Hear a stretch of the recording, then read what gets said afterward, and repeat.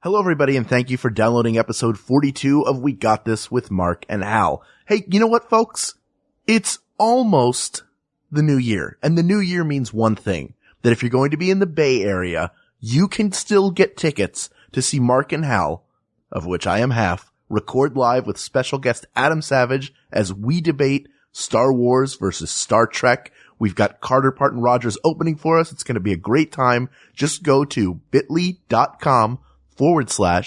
got SF Tix, T-I-X. That is Sunday, January 10th, the day after my birthday. If you're wondering what to get me for my birthday, get me that. A ticket for yourself to come see our live recording. And now, without any further ado, episode 42 of We Got This with Mark and Hal. Hello, I'm Hal Lublin. And I'm Mark Gagliardi. Since the dawn of humanity, one issue has gone unsettled. With the fate of the world in the balance, we're here to settle, once and for all. Best Christmas Special. That's right. Don't worry, everyone. We got this. Podcast should have a theme song. Podcast should not have a theme song. Yes, they should. No, they shouldn't. They sound good. Yeah, but people are just going to skip past it. You know what? You're right. We got this. Hello, everyone, and welcome to Maximum Fun's We Got This. Sponsored by Mark and Hal. Yeah, I know. I wanted to do like an old-timey intro. Since we're talking about Christmas specials this time, I feel like we wanted an homage to classic television. So Yeah. You're listening to Hal and Mark on We Got This on the Maximum Fun Network. I don't know what kind of music I was doing. It sounded like a haunted gypsy, but I was trying to do the swelling score that happens underneath those classic Christmas specials, which is what we're talking about. The best Christmas TV special. So this episode was suggested from the Maximum Fun subreddit by Cantaloupe.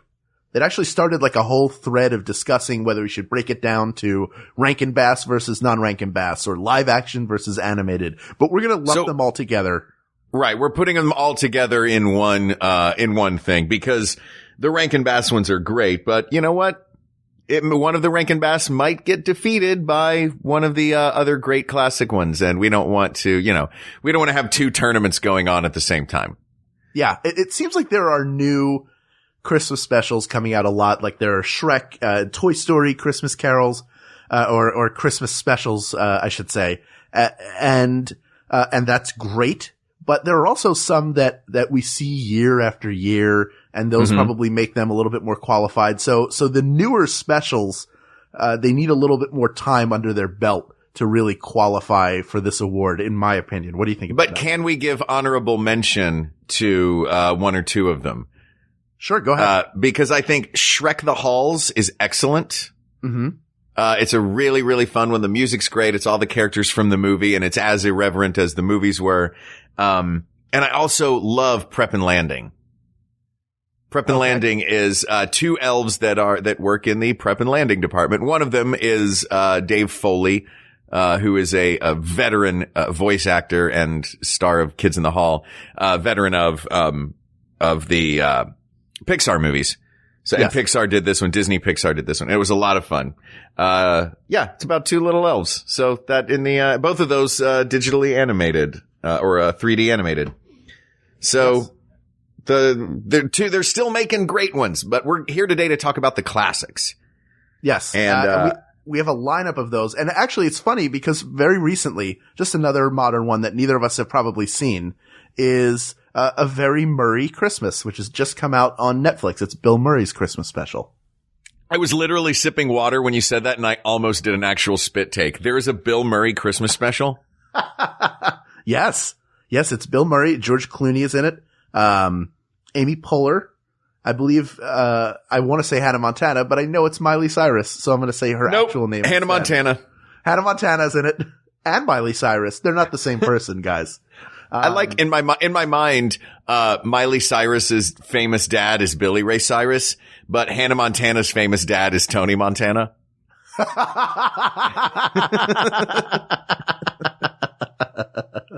I hope that they put that in the special. Christmas is about family. Yeah, exactly. gather around for a Montana family Christmas. It's not what you think. Say hello to my little tree. Oh, little tree. Oh, little tree. Look, it's snowing, right. Pop. No, it's not. Anyway, oh my gosh. I have to tell you, I accidentally made a cocaine joke last night in the show. What? I didn't mean to. This is the show you're doing in Myrtle Beach? This is the show that I'm doing for children on the beach in Myrtle Beach, or in a park in Myrtle Beach, South Carolina. Okay. I'm interviewing Santa Claus. It's one of the great things I get to do in the show is interview Santa Claus. And I'm really nervous and excited. So, it's Santa Claus and I'm interviewing him. Of course. And I asked him how he liked Myrtle Beach, and he said, the only thing that would make Myrtle Beach any better at Christmas time is a little bit of the white stuff.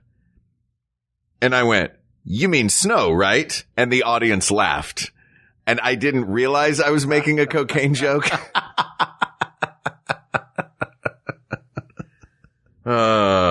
Let's talk about Christmas specials. Yes, let's. Now we can do this a number of ways. I can give you the full list that I have here from Kate McManus, our crack researcher. Yes, thank you, Kate McManus. Brand new to the team. You can find her at libkatem on Twitter. Lib, because she is an actual librarian. We have an actual librarian doing research. How awesome is that? It's pretty amazing. So I can give you chronological, we can go reverse chronological. I can give you a list of non-Rankin Bass and Rankin Bass, and we can pull a winner out of each. But I feel like they all fall in the same, category. They're all Christmas television specials. For families. Yes, exactly. They're all for families. Meaning not just they're not just kids things. Correct. Look, I think a great Christmas special is one that can be enjoyed by the whole family, just like any piece of media. It's great when it has levels that children can enjoy and adults can enjoy. And sometimes those things intersect, and sometimes they're jokes just for one group. I think those are the things that have staying power. You can almost grow up with them.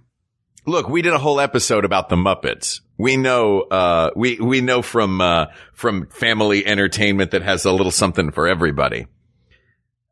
And there's some Muppets on this list. Yes. Great. Let's just kind of mishmash them and throw them all together. Sounds good. So there's not terribly many of them. Or do you want to, I'm sorry to just make a decision. Hal, what would you like to do?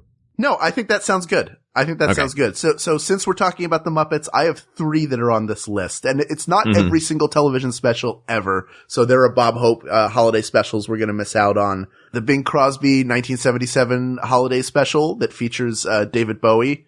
The David Bowie duet. We're not going to include that in this list. I mean, we could put it in there, but it's sort of coming out right away because we have a lot of heavy hitters on. They don't play it every year. That's the other thing. This list we're going to limit to, things that get played every Christmas. Sure. So for the Muppets, there are 3, and out of those 3, I think there's one that has lasted longer than the other 2, and I'm not going to say which it is because I don't want to taint your opinion, Mark, but here are the 3. Going backwards in time, we start with 1987's A Muppet Family Christmas, which features not only the Muppets, but the characters from Sesame Street and Fraggle Rock as well. And I believe it was Jim Henson's last holiday special with the Muppets, or probably one of the last things he did with them, because he passed away not too long after that, within a couple of years. Then you've got John Denver and the Muppets, A Christmas Together, which is fairly well known. I don't think it's played as heavily now as it once was. And then you've got an adaptation of a children's book, which is Emmett Otter's Jug Band Christmas. So out of those 3, is there one that stands out to you? Well, I don't know A Muppet Family Christmas. I would love to see it. I honestly had not heard of it until we did this. So I guess it's not one that gets played every year. I have to eliminate it as I have not seen it. It might be the greatest and we may get tweets, but I'm very excited to see it. That's true. I'm excited to check it out. Hopefully it's available somewhere to watch. This is a tough one. Emmett Otter's Jug Band Christmas and John Denver and the Muppets at Christmas Together came out, I think, the same year. They both came out in 1979. Emmett Otter was actually 77. So they were close. 77. They were in that like the Muppet Show is out. The Muppets are very popular now. I sat down with Juliana. We are in South Carolina together doing this show, which is wonderful. And we sat down together the other day, and I own a bunch of Christmas specials. I'm obsessed with Christmas. We have a lot of episodes about this, and I'm very happy about that. Yes. Emmett Otter's Jug Band Christmas is the first one we turned on. We sat down and we were like, we're going to watch a Christmas special. Let's watch Emmett Otter's Jug Band Christmas. It's wonderful. There are many different versions of it that have been made. It features, it was shot on one giant sound stage that they created an entire miniature town that is Muppet sized.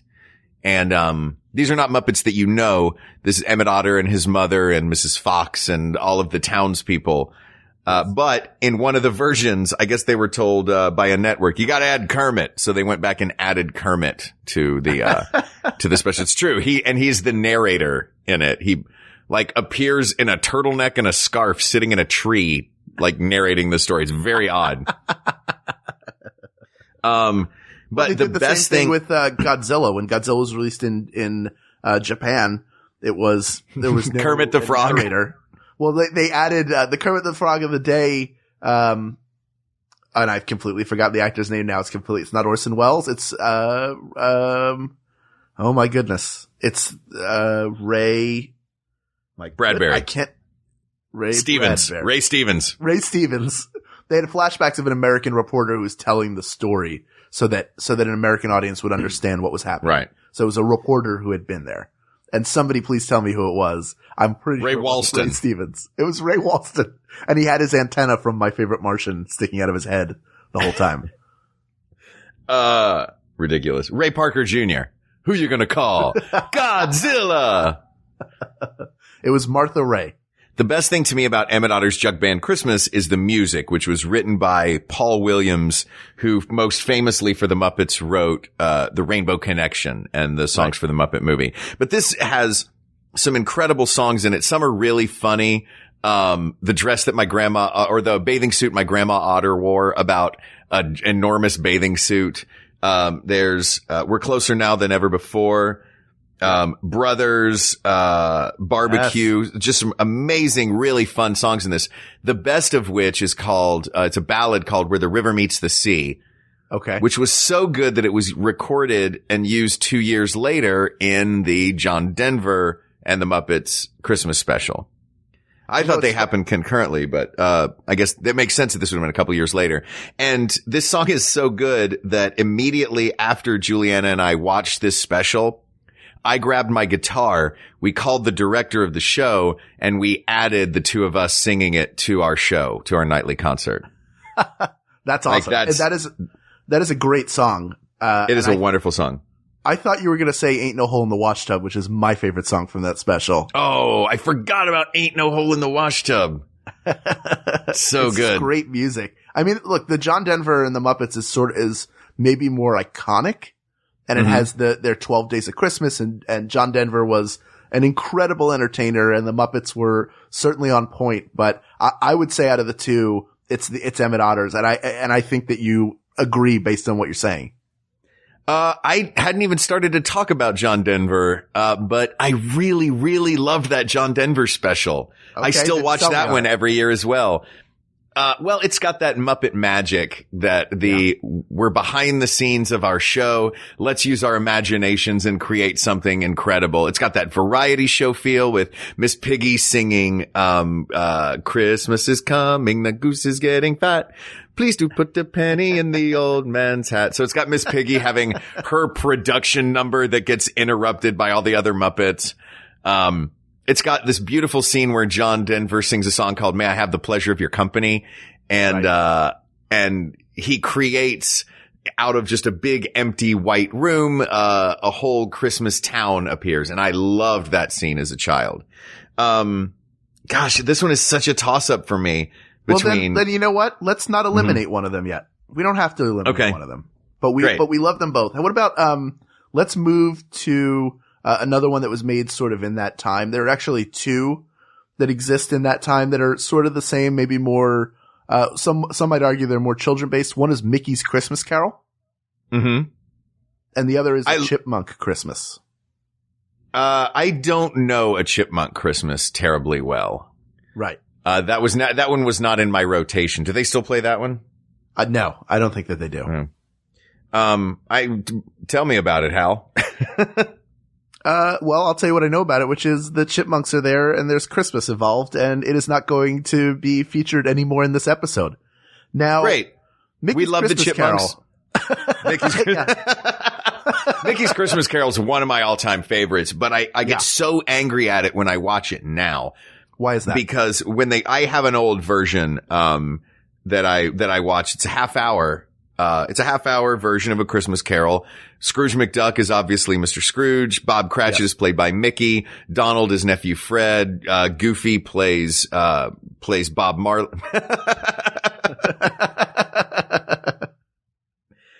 Goofy plays Jacob Marley, not Bob Marley. I really like the part in that special where Goofy sings "Steer It Up." I thought that was really good. And that green haze he's in the whole time. Yeah. But nowadays, when a half-hour program, I guess, is played on television, or maybe they even shot it at a full 30 minutes and knew it was going to get cut up. When they play it on TV now, it is cut. And it's not like they've just taken out individual scenes, because it's such a short version of A Christmas Carol. You can't really cut scenes. So it's just been sliced and diced. Right. Into midway through sentences, characters are getting cut off. So if you can find it, if we can leave this to the original version, I'm happy to keep it on the list. I think it's been presented so many times in the old version or in the newer version, like that, the cut up version is what people are seeing. I encourage you to go check out the original because it's great. I mean, it's fantastic. It's beautifully executed. I wouldn't keep it in the running for now. Do you agree? Yeah, I would agree. Though A Christmas Carol is my all-time favorite Christmas story. Yes.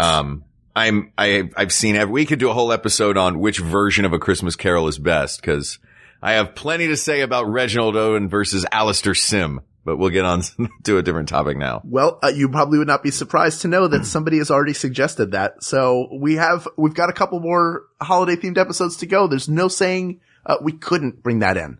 We could do Best Scrooge. There you go. We'll do Best Scrooge. So love it. Here's another one around that time of year, or around those years. This was in 1978. And I know what you're going to say, Hal, and it's not going to win. Listen, I know what you're going to say. Special.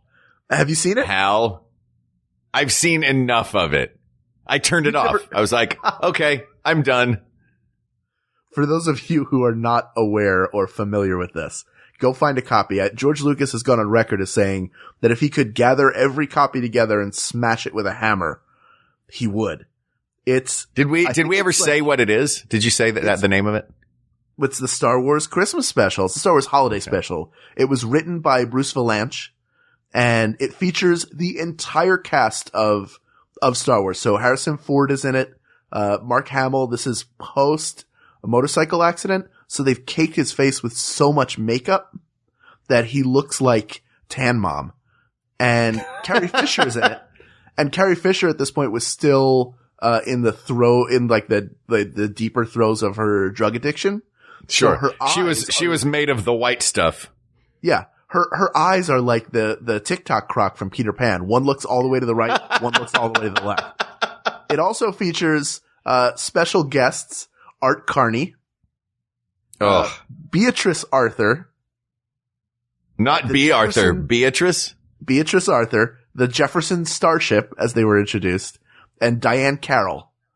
Now, the story of the Star Wars holiday special is Chewbacca is trying to get home to his family. So it's his wife, Mala. I think his son is Lumpy, and his father is Itchy. He's trying to get back to their tree home for Life Day. Wait, were you giving us names or adjectives? I'm giving you names and adjectives. Oh, okay. And descriptors, yeah. But the first, 10 to 15 minutes of it is at Chewbacca's home. So it's his wife and son and father, all of whom speak similar to the way that he does. They're Wookiees. And there are no subtitles. So it's just Wookiees growling at each other. And then at some point, the father he puts on VR glasses to go look at Diane Carroll and have her sing for him. And what you feel like he should be doing this in the bedroom with the door closed.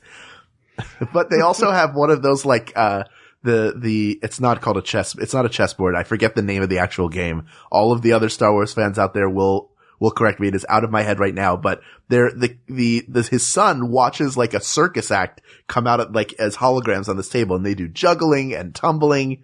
Harvey Korman is also in the special, but it features two other highlights. It's worth watching all the way through. It's devastatingly bad, but two of the highlights are, B. Arthur, by the way, plays the proprietor of the cantina. And so she sings a song. She's a musical number. But two things. It features, Carrie Fisher singing a Life Day song to the Star Wars theme. So the orchestration's happening in the background and she's singing words about Life Day.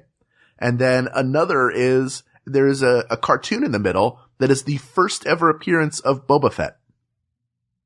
Really? Yes. So it is notable for that reason. I know we can't include it, but the first time I watched it, my friend Nathan Ryan, who is a connoisseur of terrible film and television, showed this to me. He came out to visit LA and he was staying with me, and he brought this VHS cassette of the Star Wars Holiday Special, and he puts it in, and I was sitting on the floor watching it, laughing so hard that not only was I crying, but I had a headache.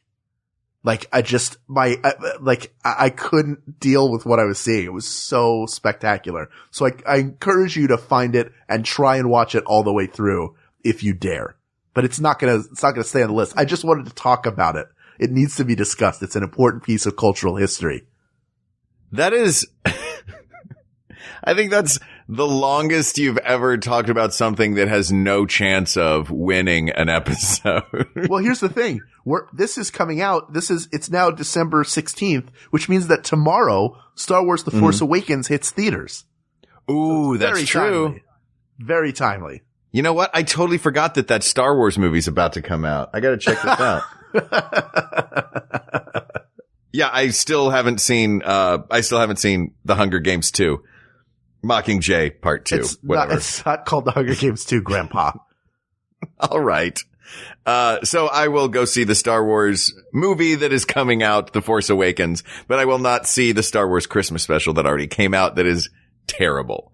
What else is on? You know what? Before we get to our list, let's take a break. We need to palate cleanse after something this bad.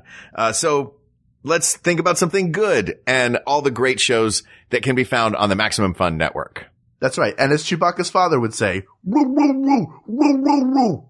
Are you troubled by a lack of astute yet dick joke-filled analysis of bad movies? Do you experience feelings of laughter and enjoyment when you hear three friends go off on stupid tangents? Have you or any of your family ever seen a spook, specter, ghost, or totally rad party dude house cat who really only exists as a sound effect? If the answer to any of these questions is yes, then pick up your podcast listening device of choice and subscribe to The Professionals. The Flophouse. Our award-winning and usually only a little drunk staff is on call 24 hours a day to serve all your bad movie podcast needs. The Flophouse. We're ready to make you laugh in public so that other people look at you funny. Hit it! I'm pretty sure we don't have the rights to this song.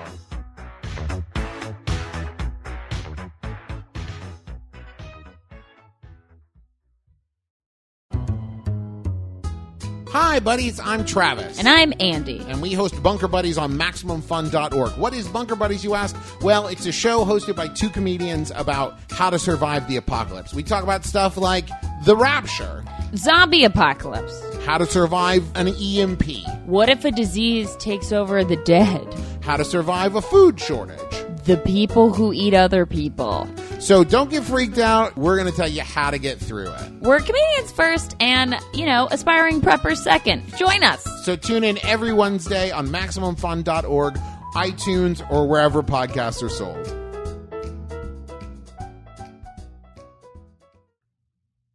And we're back.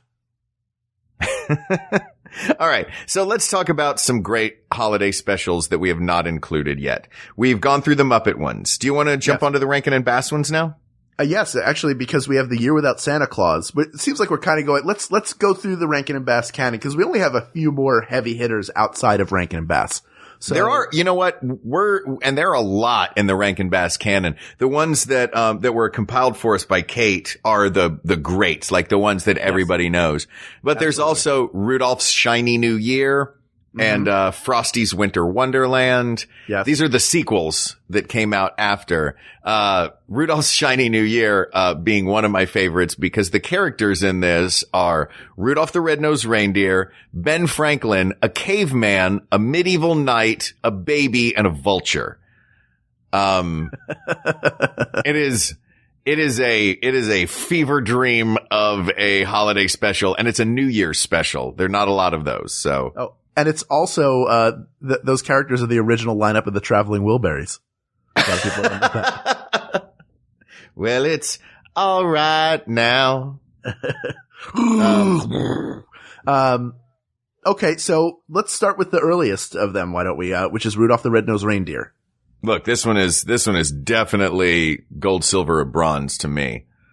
I feel like it should be close to both of our hearts because fans of the Thrilling Adventure Hour will know that you play Yumbo the Christmas Elephant, and yes. I narrate as the talking tree, which is based off of Brolive's snowman in Rudolph the Red-Nosed Reindeer.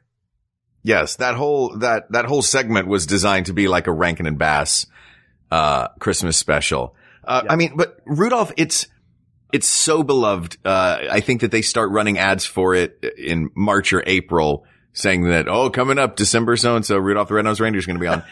And it's because it's so quaintly crafted and so deliberately quaintly crafted with this animation style. I don't even know if it was quaint back then. It may have been cutting edge technology, but the voice acting in it it's just got such a charm to it. And every character you just love every character. Like I spent a weekend this summer at the Renaissance Fair because my cousin was in the Renaissance Fair in Pennsylvania, and people go in costumes, and one of the costumes was Yukon Cornelius, because why not have Yukon Cornelius as a guy walking around the Renaissance Fair? Did he lick his pickaxe like Yukon Cornelius did? Well, yeah, that's the only way that you can tell where the Bumble is.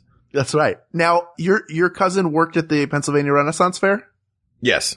That was one of my first paid acting jobs, was working at the Pennsylvania Renaissance Fair. Really? What did you do there? I did 2 theme weekends. I tried to audition for the main show and did not get in. Was not skilled enough yet to make it onto their roster. That checks out. Yeah. Oh man, I wish I could curse on this podcast. So I did 2 theme weekends. One was a Wild West and one was a like decades themed weekend. So I played a blacksmith, the town blacksmith for the Wild West, and then I played a greaser for the decades. So I was in the 50s era. Nothing says Renaissance Fair like Hal Lublin playing Danny Zuko. Stay gold, Hal. Stay gold. Well, anyway, I love Rudolph. I've watched it every year. It gave us so many great Christmas songs. Yes. I'm going to look up right now. Let's see. Well, there's Silver and Gold. There's Holly Jolly Christmas is performed in that. There's Rudolph the Red-Nosed Reindeer, of course. Then I'm just, a little bit different. That both Dennis I am not just a nitwit. The Island of Misfit Toys. Well, they sing it beforehand. Herbie, the elf who wants to be a dentist, and Rudolph both sing it because they feel different. And then they go to the Island of Misfit Toys. But it's loaded with songs like that. And it's got that classic stop motion, style. So that's when you think of Rankin Bass, and they produced a ton of other things.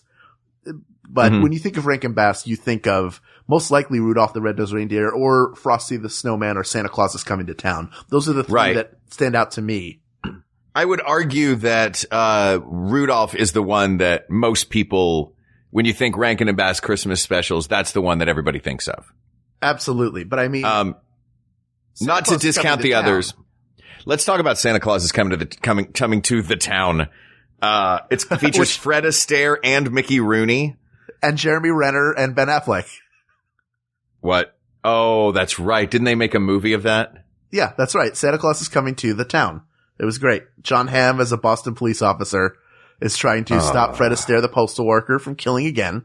And it takes a young Mickey Rooney as a young Santa to help Ben Affleck and Blake Lively see the light. I'm going to go. Dalton gave it 2 stars. All right. So this is the solo version of We Got This. I got this.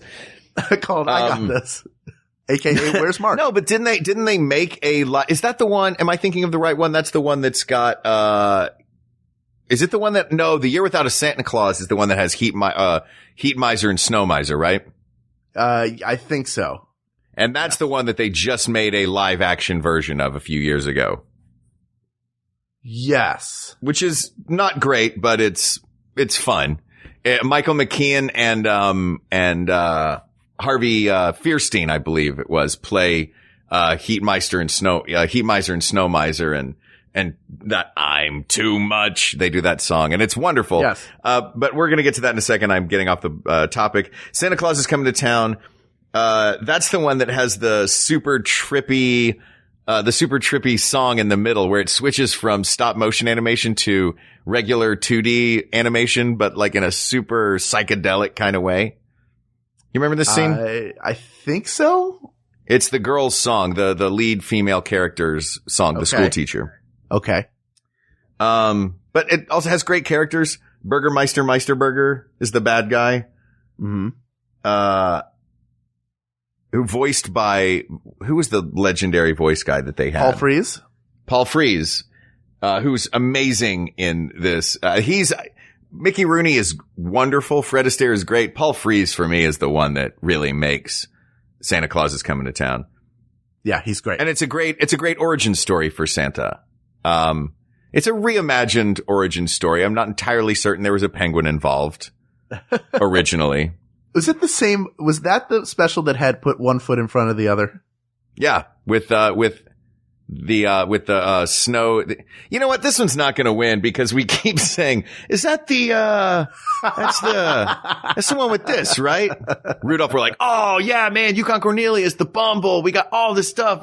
Yeah. This one, is that but yeah, it's great. And, the Winter Warlock. One foot in front of the other. Yeah. So it's wonderful. It's not going to win because we can't even remember it. Now, Frosty was entirely animated. It was not stop motion. Correct. Version of Frosty the Snowman. Mm-hmm. It's classic, but for me, it doesn't hold up to Rudolph. And I know we're trying not to pull a favorite out of each category, but for Rankin Bass, they really do feel like a package deal. It's hard to separate them out from one another. So you kind of have to pick a winner to rise out of there. Do you agree? Yeah, I would agree with that. And I think it's going to be Rudolph. I agree. So honorable mentions to Little Drummer Boy, as well, which was very good. A little slow for me, you know, I'm like, not to sound like a jerk, but yes, I know the true meaning of Christmas and all that, but I'm like, you know what? If it's an animated special, I don't need to see, guys in sandals. Yeah. You want to perk it up a bit. So let's perk it up. Let's add some crazy characters. Okay. Now we're up to what I think are two of the heaviest hitters. One is The Grinch Who Stole Christmas. By the way, if I think I know what the other one is going to be, all three of these came out in succession 3 years in a row. Rudolph. Yes, in this. You're right. Rudolph. You're correct. Not mentioned yet, and then the Grinch in '66. Right. Boy, that Grinch special is great. Was that was Chuck Jones? That was Chuck Jones animated, and it was scripted by Dr. Seuss himself. And so what a team. Boris Karloff was doing the narration, and Thurl Ravenscroft did all the singing. That is such a dream team of let's entertain people. You know what I mean? Yeah. Especially even like let's entertain kids. We're going to get the brains behind much of Looney Tunes, Dr. Seuss, Tony the Tiger to sing a song. And you know what? Let's get Frankenstein's monster to narrate it. Like, this is just candy. It's a candy of a show and it's so fun. Yeah. And it's one that you see every year. That was also adapted into live action by Ron Howard with Jim Carrey stepping into the fur of the Grinch. Yep. It's and Taylor movie. Momsen of the CW playing Cindy Lou Who. Yes. Master Clown Bill Irwin playing Cindy Lou Who's dad. The cast was amazing. Right. The movie's wonderful. It is, but I remember watching it going, I really just want to see the special now. Yeah. The special has that sort of anarchic mean spirit to it. Yes. They don't try to explain the Grinch's behavior at the beginning as anything other than, he's a big jerk. Well, and it's a good, he doesn't understand. He sees Christmas as being materialistic, and it's a great commentary for the time, and still to this day, for all the people who think that Christmas is about material things. That's the big lesson of that story, is that it's not. And that's what ultimately, spoiler alert, helps his heart grow 3 sizes that day. Yeah. Thanks for giving it away, Hal. Yeah. Sorry. Yeah. I guess you have no reason to watch it. But I like that the original version doesn't do he was wronged by the mayor because they shaved him when he was a kid. You know what I mean? Like, it was, you don't want to know the backstory of the Grinch. You just know all you need to know for this story to work is that he's a mean person who despises the Who's and everything that they stand for. And in the end, it really is. And it's the same thing I like about A Christmas Carol, in that it has that redemption, that beautiful redemption scene at the end, where the character that despises Christmas at the beginning is the one carving the roast beast at the end. Also, miniature shout out to roast beast being a phrase in that make me happy. Yes. And I also love that Chuck Jones animation, but also Dr. Seuss's artwork as well. Everybody's feet like their socks are half off. I always want to just pull up everybody's skin at the ankles so that they're I'm afraid they're Can you tell trip. Every Dr. Seuss character, just pull your socks up. Yeah. And Chuck Jones responsible in that movie for the greatest smile, I think, in animation history. Oh, with the crooked teeth and that just the huge ear to ear Grinch grin. The Grinch grin is one of those iconic television Christmas moments. Which it was full of, this Grinch special. All right. So I feel like 64 to 66 is going to be our sweet spot. It sure is. And we're missing the middle one. The one in the middle. Should we jump into it? Let's jump in, because we've already in one episode deemed Peanuts the greatest comic strip of all time. Yes. We are going to look now at A Charlie Brown Christmas. Yes. This came out in 1965. It won the Peabody Award for excellence in, I think it's like it's an educational award. So it was educational and enriching as a program. It features, for my money, the best soundtrack of any of these specials, which was done by the Vince Guaraldi trio. Vince Guaraldi, great jazz composer, also a bossa nova composer. There are legends that this album was cut in the studio in one take. I don't think that those are true. I think those are apocryphal. Look it up, that word, everybody. But it's so fantastic. Like, you can listen to that album over and over and over again. And every time I hear it, wonderful. I expect it to snow. You live in Southern California, Hal. I can still hope. But you did spend your childhood in Philadelphia, so I get it. I did. I grew up with snow. Did you get snow in Tennessee? Oh, we got snow in Tennessee just enough to where it was a big deal when we got it. And it never annoyed anyone. Everybody loved it, because it would never snow more than 2 or 3 inches. And when it did, all schools would be closed, even though the roads were fine. Like, they just, we just decided as a city, like, you guys know if it snows at all, the whole town is shutting down and we're having a party, right? What kind of so that was a lot of fun. Did you grow up in? Like, hey man, it was a different time, man. Things were different back in the 80s, man. Peanuts it's one of those specials where it was the first time we really got to know the voice of those characters. No, I don't mean the voice in the artistic sense. I mean the actual voice, and the voice acting in that is just beautiful. The kids are so perfectly simple and joyful. And it's one of those specials where you see Christmas through a kid's eyes, but not that like baloney fake version of the way kids view the world, like the way kids actually view the world as seen through Charles Schulz's imagination. Does that make sense? Absolutely makes sense. Yeah. There's just something it's so simple and beautiful. One thing that would maybe be a strike against it is compared to some of the others, maybe not as much it shares it more in common with John Denver and the Muppets: A Christmas Together, which is that there is sort of a fluid story to it, but like many Peanuts things, it's a series of sketches that sort of come together. So it's the snowball fight and it's the skating, but it's also the tree and the Christmas passion, the sort of passion play that they're doing. I like the vignette aspect of it. Yeah, I don't mind it, but I mean, if you're comparing it to something like The Grinch or Emmett Otter or Rudolph, those are telling a full story. Right. So it's just something to note about it. But for me, it's everything Christmas is that if I were going to watch one of these specials to make sure that I didn't miss, it would probably be that one. Interesting. That's a pretty high imprimatur for who's gonna win. But, let's keep going. Yes. So more about this. I do, regardless of, and yes, Christmas is a Christian holiday that has been much secularized. The ending of that, regardless of your religious inclinations, I think, you gotta give props to Chuck Schultz for getting that, for not wavering on that. He's like, nope, I want to read this, excerpt from the Bible about the birth of Jesus at the end of the special. And I know there was a lot of pushback on that. And he was like, nope, this is what I believe. This is what I feel Christmas is about.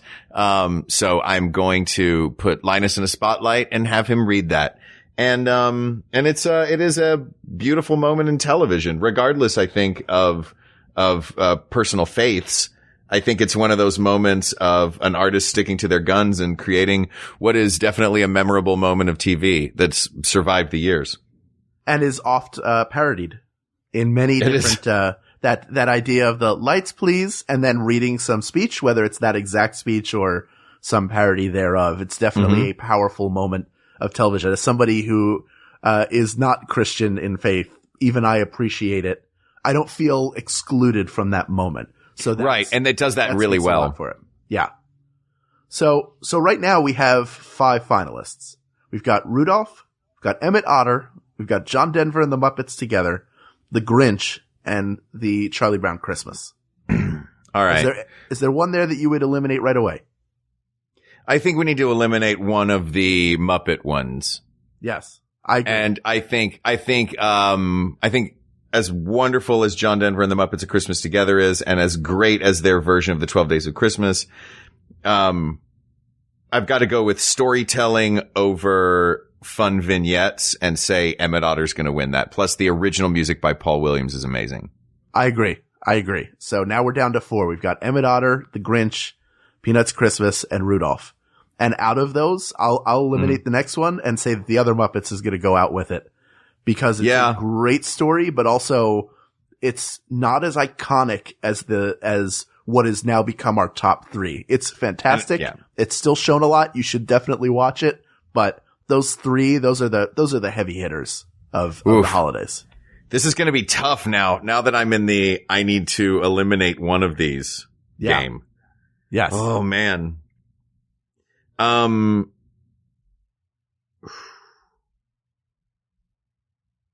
I'm literally just staring at my screen right now at the words Grinch, Peanuts, and Rudolph. Yep.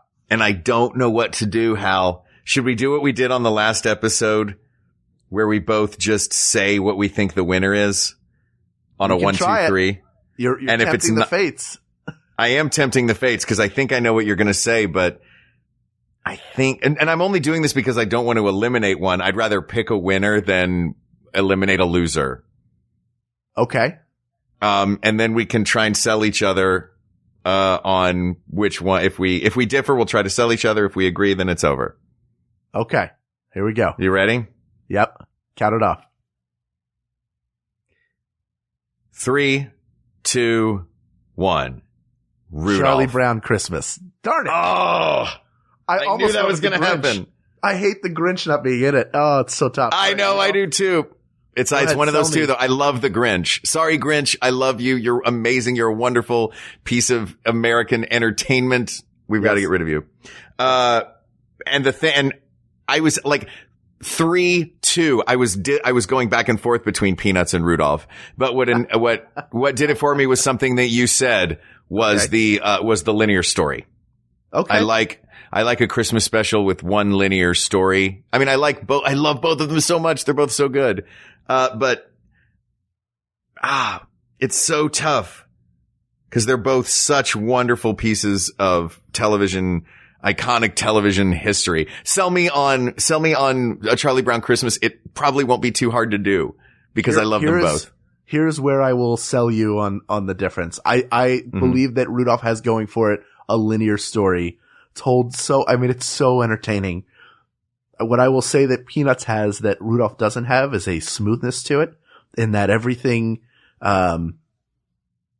flows really well. Whereas in Rudolph, a scene ends and all of a sudden a song starts, and a lot of times it just feels out of nowhere. Like it's just all of a sudden, and now we're singing. And I get that it is fed off the scene before it, but it feels choppy. And also it sounds like everybody is singing in an empty paint can. Like it's, but that's part of the charm of it. It is. Look, this is you can't fault physical quality of Rudolph because that's part of the charm of it. Look, fair enough. I'm just pointing out this is all also, I mean, they're all winners. Everything on this list is a winner and should be seen. But out of the two, Peanuts for me is a must see. Rudolph is fun to watch, but there is a choppiness to it for me. And it's not, that has nothing to do with the visual quality. It just has to do with how it flows. So I'd rather take vignettes that flow into an overall narrative of sorts than the choppiness of that single story and how it's told. And I think Charlie Brown Christmas does more so than Rudolph an amazing job of setting mood and tone for the holiday season. Yes. A mood and tone that I personally enjoy. Whereas you're right, like Rudolph is a great, amazing thing to watch with wonderful music and beautiful characters. There's something about Peanuts and a Charlie Brown Christmas, and people are going to start thinking that we are in the pocket of Big Schultz when we say, people of the world, please watch as many of these iconic holiday specials as you can, and as you would like to, because they are a joyful time, regardless of whether you celebrate Christmas or Hanukkah or Kwanzaa or Diwali or Ramadan, or I don't know when the months for all of these things are, but I know a lot of them happen right around now. Or if you don't celebrate any religious affiliated holiday at all and you just enjoy a season and a time of year. Kermit the Frog says, a great line in John Denver and the Muppets at Christmas Together. He says, I don't know if you believe in Christmas or in presents underneath a Christmas tree, but if you believe in love, that will be more than enough for you to come and celebrate with me. And I think that sentiment is embodied by the Peanuts and by Charlie Brown Christmas, and viewing Christmas through the eyes of these very real kids. You realize you just had the Peanuts special rip off the Muppet special's arm and beat itself with it. Yeah, I did. There are many more topics to cover. This one has been settled, but please keep them coming. You can reach out to us on Twitter at We Got This Tweets. Or on Facebook at facebook.com/We Got This Podcast, or by email at WeGotThisPodcast@gmail.com. And don't forget to go to the Maximum Fun subreddit and check out the thread there that is a series of suggestions that continues to generate new ideas for us. We love seeing them come in. Thank you, as always, to Jonathan Dinerstein and Mike Furman for our score and our song, respectively. Thank you to producer Ken Plume, researcher Kate McManus, and graphic designer Uri Kelman. And thank you, as always, to you, our listeners. We wouldn't be here talking into microphones without you. And we love you, and we appreciate you, and we thank you for listening, and we hope that we can make you laugh and decide some of your barguments for you. For Mark Gagliardi, I'm Hal Lublin. For Hal Lublin, I'm Mark Gagliardi. And don't worry, everyone. We got this. We got this. MaximumFun.org. Comedy and culture. Artist owned. Listener supported.